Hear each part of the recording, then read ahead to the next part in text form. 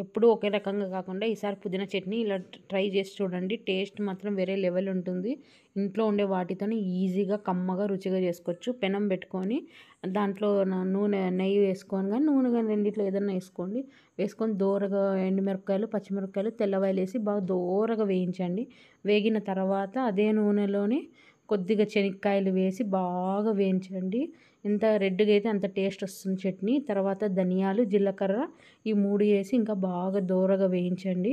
అందులో కొన్ని మినపప్పు కూడా వేయండి, ఇంకా టేస్ట్ వస్తుంది. బాగా వేయించినామనుకో వేగే కొద్దీ ఇంకా మనకి ఫ్లేవర్ అనేది యాడ్ అవుతుంది. ఇవన్నీ ఒక ప్లేట్లోకి తీసుకొని చల్లారనివ్వండి. చల్లార్చిన తర్వాత అదే కడాయిలోనే టమోటాలు వేసి బాగా గుజ్జు బయటకు వచ్చేంత వరకు బాగా ఫ్రై చేయండి. మనకి అది కొంచెం పొట్టు వస్తే సరిపోతుంది. అందులోని కొద్దిగా పసుపు వేసుకొని బాగా దోరగా వేయించిన తర్వాత మళ్ళీ పుదీనా ఉంటుంది కదా, ఆకులు కాడలతోనే వేయండి. కాడలు తీసుకోకుండా వేయకండి, కాడలతోనే వేస్తేనే ఇది టేస్ట్గా ఉంటుంది. ఇంకా ఒక ముద్దకి 2 ముద్దలు తినాలనిపిస్తుంది. చల్లారినాక ఒక ప్లేట్లోకి వేసుకొని అన్నీ కలిపి మిక్సీ పట్టేసేయండి.